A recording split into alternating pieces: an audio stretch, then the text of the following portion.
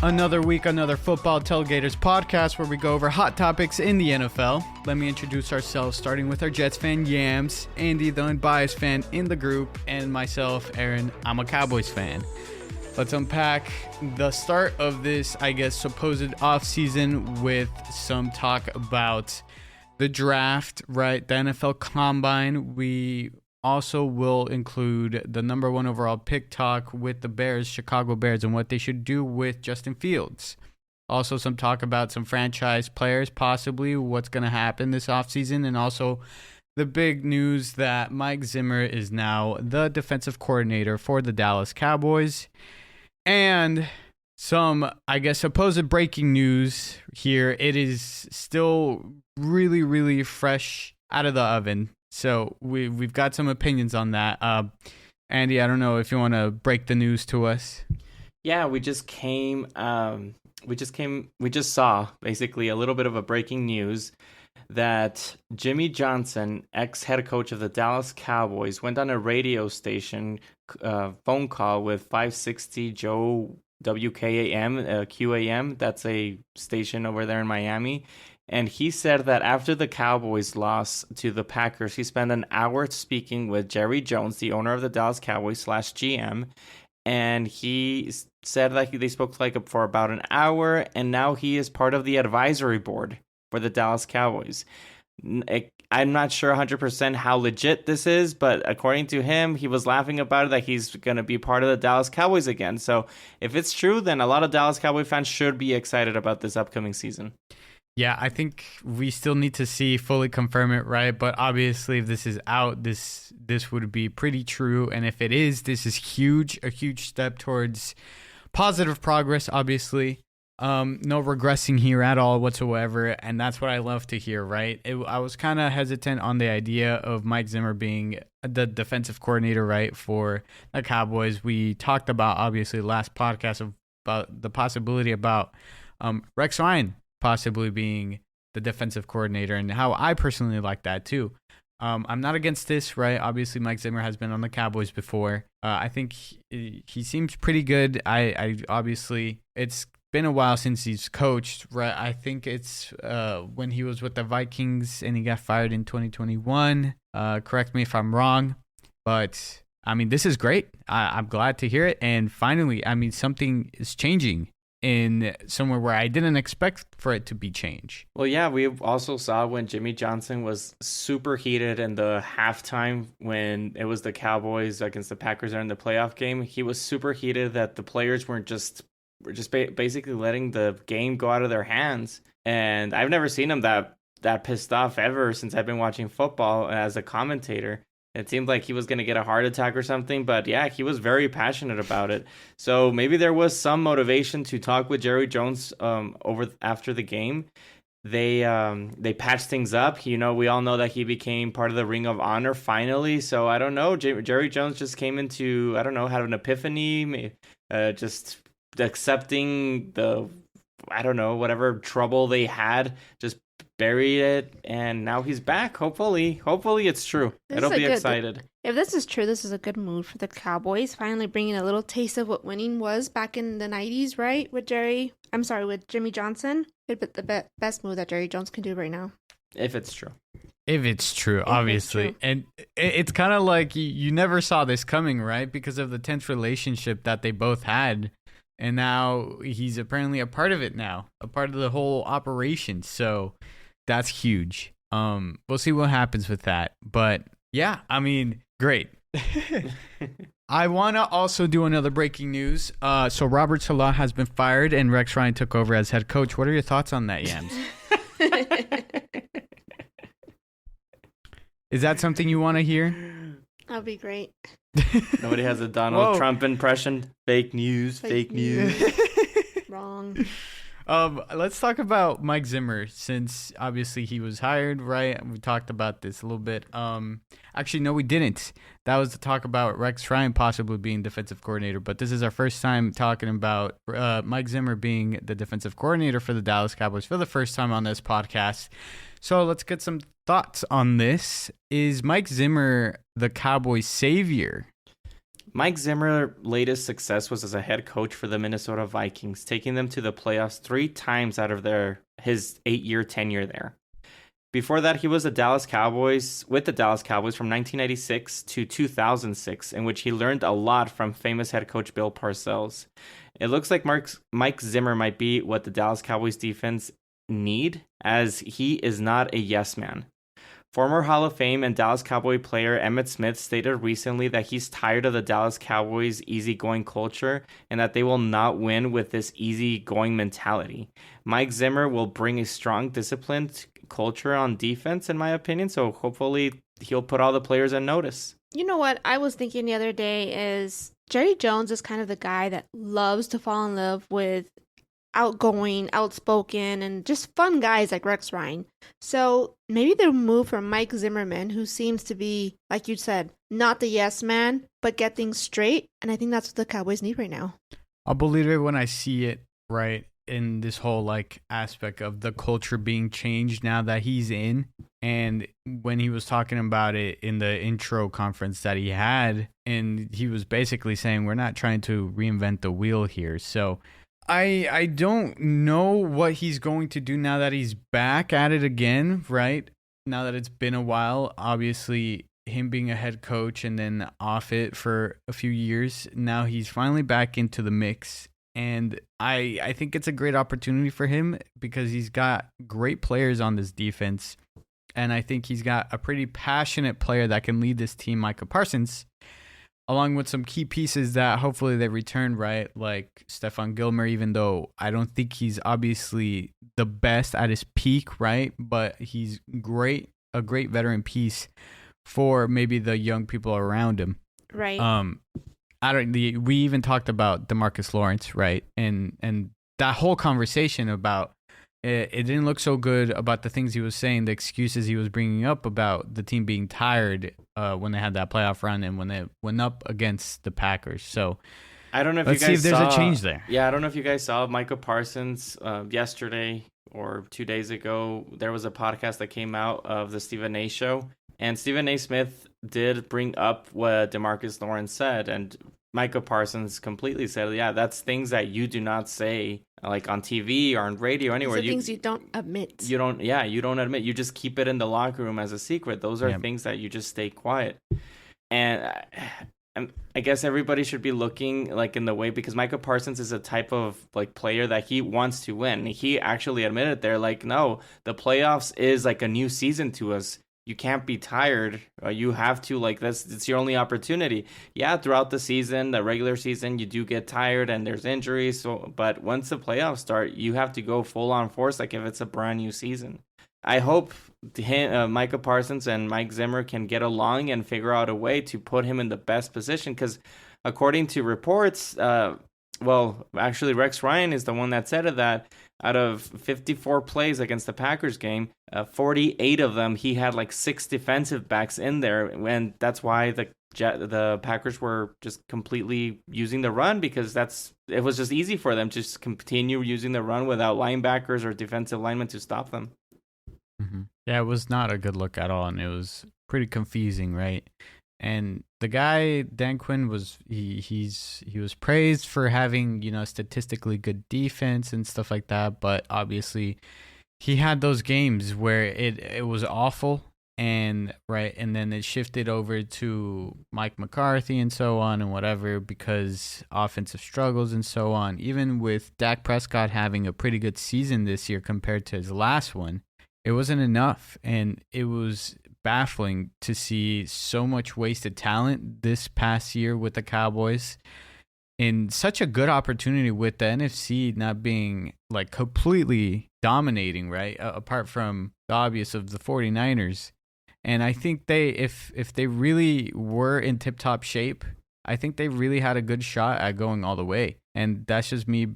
Like, I may sound like just any Cowboy fan, whatever it is. It's just how I felt. I didn't feel about this after Zeke left. Last year, it was a little bit different. There was a struggle within there, the whole offense, right, with Dak Prescott and so on. But I'm rambling right now. But hopefully this brings good change now and good attitude and toughen up that defense. and the attitudes in those players. I want to talk about now the Chicago Bears and their situation that they have in this coming draft. So they currently hold the number 1 overall pick in the draft, and it's a weird situation because, you're looking at the draft right now and their quarterbacks, and you got some pretty good quarterbacks, obviously, to say the least. You got Drake May, right? And then you got Caleb Williams, obviously, and so on. And this situation with the Chicago Bears is special because you got Justin Fields still your number 1 quarterback, and there was even talks about him maybe being traded away or something along those lines. And the Chicago Bears just starting with a new quarterback. So I want you guys to talk about this. So I'm going to ask you guys this question. Should the Bears keep or trade Justin Fields? I believe the Bears have the golden ticket. You can call it the Willy Wonka ticket if it were. The Bears have the 2 top 10 first-round picks, which include the first overall pick. Throughout recent NFL history, we have seen huge NFL trades in which success has leaned favorably on what side. The most recent example is the San Francisco 49ers trading picks to the Dolphins, in which the Dolphins used picks to acquire Waddle, Tyreek Hill, and Chubb. We all know Caleb Williams will be the first overall pick. I say trade away that pick, and I can promise you will have extra first-round picks until 2027, or even more. And plus other ones as well. Build your team for the future, as the Cowboys did the exact same formula with the famous Herschel Walker trade, in which the Dallas Cowboys won 3 Super Bowls. So trade that pick and keep Justin Fields. I don't know about that. Caleb Williams doesn't want to be a Bear. So, yeah. You can get another quarterback. It doesn't have to be Caleb Williams. All I'm saying is, like, later on, there's a lot of other quarterbacks. You can get the quarterback from LSU. You can get the quarterback from Notre Dame. I mean, I don't think Caleb Williams is that mega star that people are saying, but it's a risk, though. I mean, completely. Yeah, but I would trade the picks. Completely, yeah. Picking a lot of first round picks it's insane. You would build this team of like 100%. Now, of course, you got to be smart about it. We've seen the Cleveland Browns have so many picks before, but I mean, the Cleveland Browns are pretty good. Look at Myles Garrett. Look at Hurst, the cornerback. They've had a lot of key pieces there that has helped them improve a lot. And I think the Chicago Bears have that golden ticket to build for their future and not just spend it on one player. Yeah, and I think also, interestingly enough, even though it was done in a different situation, but look at what Houston Texans did, trying to grab multiple picks in the first round and how that went for them, even though they were really high up. And I think the Bears should do something similar in this scenario. So right now they sit with the number 1 overall pick, right? And then they got the number 9 overall pick. So I think you stack up more on these assets and get something even better than what you're currently sitting at. So I would try to get more and entice, because I bet you that there's some teams that really want that number 1 overall pick. Exactly. And keep Fields as well. And then draft the other quarterback, make a quarterback competition. We can go back into the situation in which, Seattle? They had Matt Flynn. He was the veteran quarterback, and Seattle spent a lot of money for him, and they drafted Russell Wilson, and they had a quarterback competition, and Russell Wilson won, and they won a Super Bowl, and won again, even though they lost, but they went to 2 Super Bowls. Yeah. I mean, 100%. And I think he gets traded. I don't think they're going to keep Justin Fields. No, I don't think he gets traded, because I really don't think he's that bad at all, actually. Yeah. No, I know. I just think that he needs a lot of help, and I think a lot of help would mean that you would give away your number 1 overall pick, get some more volume in those draft picks, maybe get someone special that can help him. And I would invest into the offensive line, right? And also maybe invest into some, wide receivers, or even a running back, something along those lines. Well, let me ask you guys this. The guy needs help. Let me ask you guys this. What do you think Justin Fields is worth? Probably like a 2 or 3. No. Just 1? A second and a third? I think someone would give up a first rounder for him. I think someone would. Are you kidding me? Are you kidding me? Really? Are you kidding me? What do you mean? What, like? I honestly don't think when the guy plays good, he plays. He's not a scrub. He's not a Sam But he's Howell. not. I still don't think he's gonna be worth the first round. That's a little too high. I would think say a so, too. second round pick. Yeah, kind of like the I Sam would Darnold say- situation when he got traded to the Panthers. I think he's a second round pick. But again, as a Chicago Bears, I would keep Justin Fields and draft another quarterback since there's many, and you have the 9th overall pick, and you're gonna have a monster buttload of first round picks in the future. He goes to Atlanta. I think someone like Vegas would get him. I think they would jump at it. I think someone like Atlanta. There would be a lot of suitors. I'm pretty sure Pittsburgh. there's going to be a lot of suitors. Pittsburgh. Yeah, Pittsburgh. No, and like I also agree with Aaron with Las Vegas. Yeah, Vegas? the Raiders, of course. No, Vegas is going to be Russell Wilson's new home. No, I mean No, whatever they're primed quarterbacks right now. Whatever quarterbacks are available right now, there's going to be suitors for them, and it's going to be the Justin Fields with that team. It's awesome. I think they would do great things, especially because they're in a competitive division, and I think Las Vegas really needs something like that.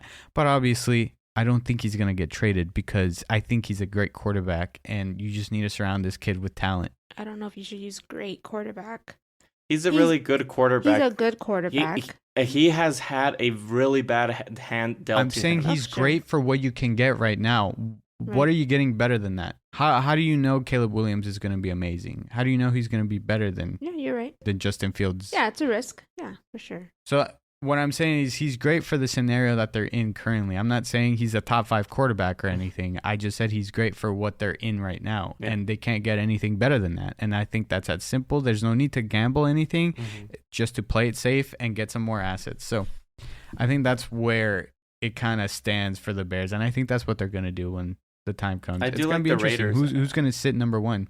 Who's going to sit number 1? Yeah, and people are saying that the Commanders might be wanting to trade up, especially with this new head coach that they got with Dan Quinn. No, and they got Riley as well.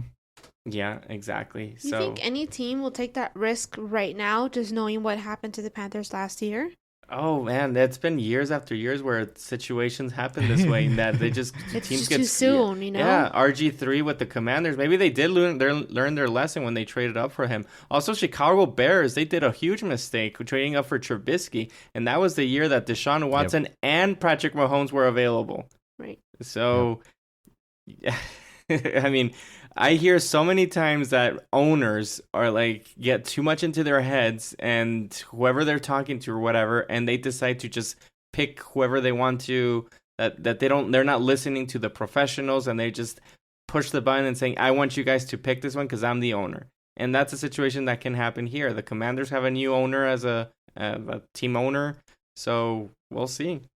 Definitely. Now, let's dive into the specifics of the draft. And actually, let's go to the combine right before that. So, there's obviously I think if we want to bring up something interesting that happened last combine where CJ Stroud, right, he took that testing. It was like an IQ test or whatever, and it was part of the NFL combine. Right.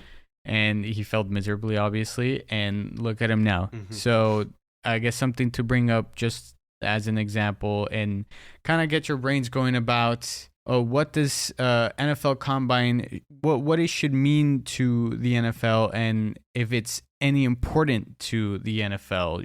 What are you guys' thoughts on the NFL Combine? Is it important? The NFL Combine drills run from Thursday, February 29th to Sunday, March 3rd.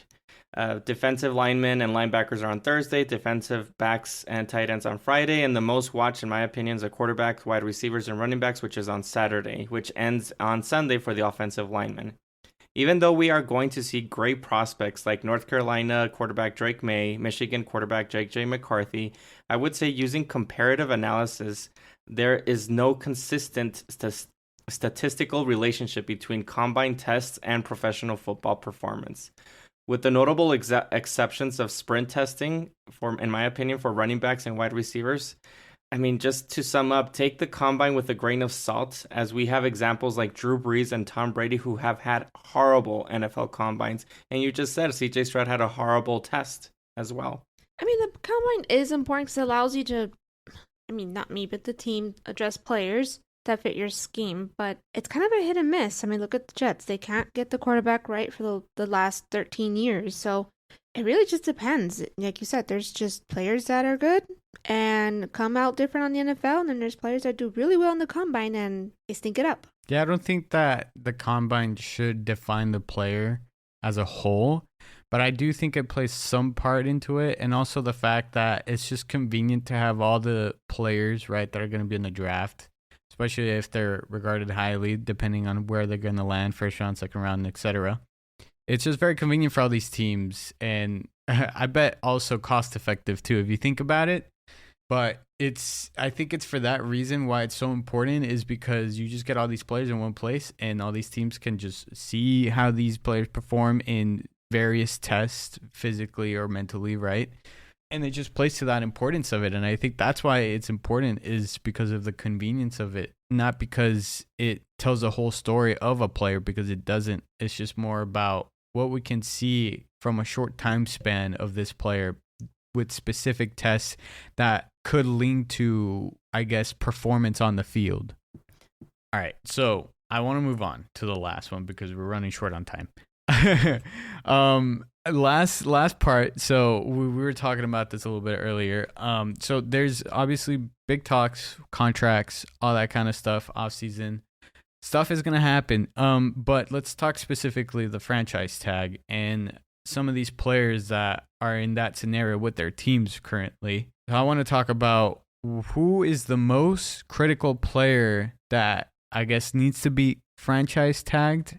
And we got a list here. T. Higgins, Cincinnati. Michael Pittman with the Colts. Josh Allen with the Jaguars, not the Bills.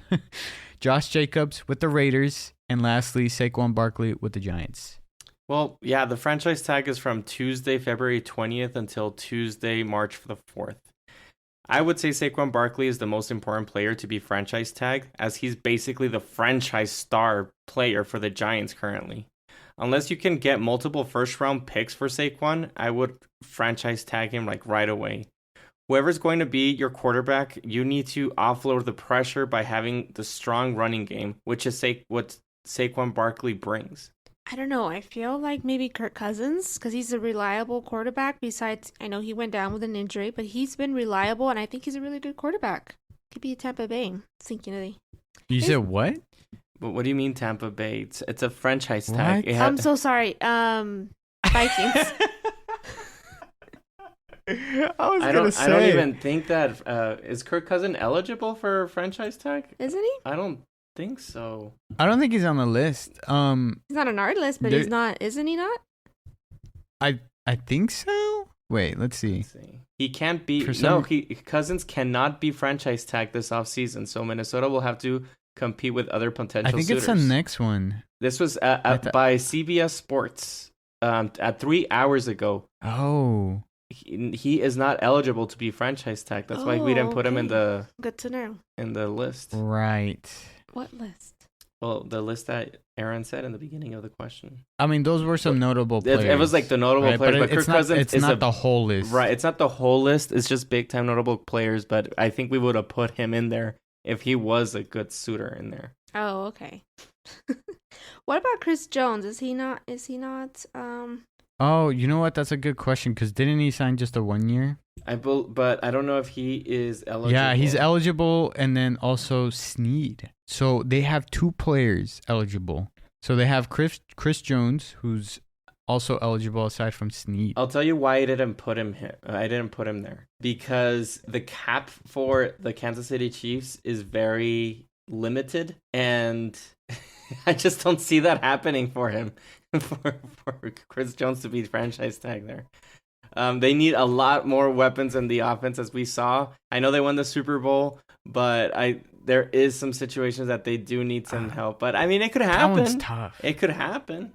But he's such an important piece to this defense, I feel like. And I feel like they haven't really struggled with the cornerbacks, which Snead is. And I feel like they would be fine if, like, don't get me wrong. I think Snead is, from what I saw, he's a great cornerback. But I don't know. I just feel like they'd be fine. I feel like it's harder to find, like, an important piece on the defensive line like Chris Jones. Snead was a big-time role in the Super Bowl. Yeah. Huge. I don't know who was bigger, but, I mean, just because with and the action that we were seeing, Snead, like, was like right on top defending those passes.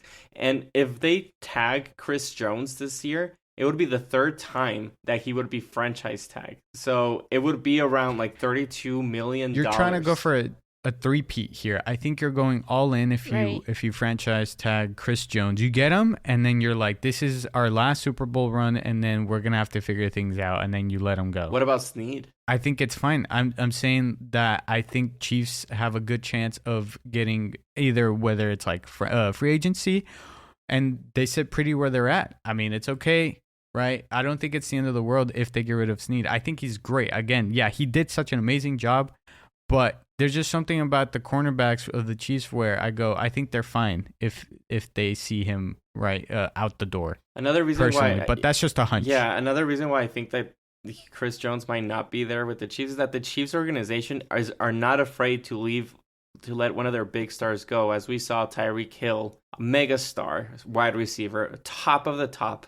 Probably the second best or third best if you want to classify him. Top three, in other words. They let him go. They let him go to Miami. Same conference. So and it was all because of money. So this would be the third time they franchise tag him. I don't see it happening. But like you said, I mean, if they want to go for the three-peat, that would be the most logical sense. It's also interesting because it's cheaper to tag Snead than it is Chris Jones. And it's so tough, but I think what Chris Jones has brought to the table for, I guess, a longer time compared to Snead, I think it's for that reason. But I think that's what they might do. Yeah. It's definitely tough, but they need to go with one or the other either way. Yeah, I think that's pretty much it, right? You guys don't have anything else? Nope. There's still a lot that could happen. We're just getting started with this offseason. What is it like? We got 2 months for the draft? Yeah, basically, right now the most important like dates. I mean, if you're into first of all, it's the franchise tag that's happening tomorrow. I know that we're recording this today, Monday, but tomorrow's the franchise tag. Then we have the NFL Combine, and then we have free agency. That's pretty important, and then we have the draft. So yeah, a lot of important dates coming along, and it's exciting. It's exciting. It's too bad that the Super Bowl's over, but. We have some exciting dates coming along. When it gets a little like in the boring side is like after the draft, when it's like May, June, and July. Even though there is some questions that are answered throughout the time, we have some mini camps here and there. But we'll see. We still have. I mean, whoever's interested, the XFL, UFL or USFL combination merger. Yeah, merger. So we'll see how that goes too. I think that's gonna be something interesting. I'll keep my eye on that for sure. Yeah, I want to see who the players are. Maybe they're getting some ex-NFL players in there. I would like to see the quarterbacks. We'll see. I hope this turns into like I guess the equivalent of the G League for the NBA.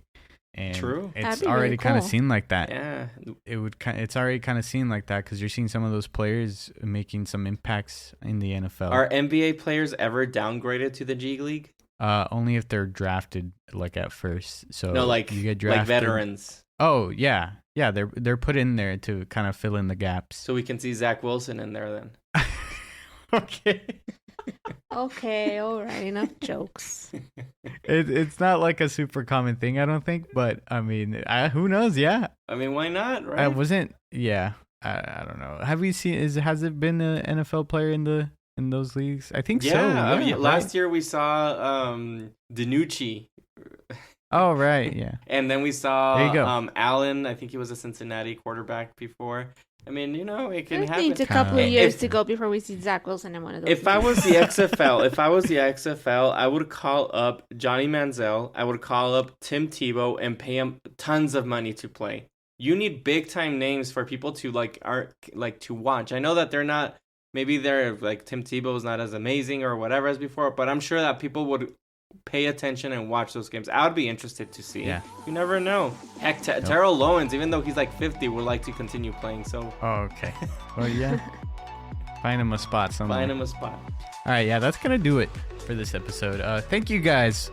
To those who made it to the very end, we'd love to see you guys giving your opinion with us on our social media, which is football_tailgaters on YouTube, Instagram, and TikTok. Thank you guys again for listening, and we'll see you guys in the next episode.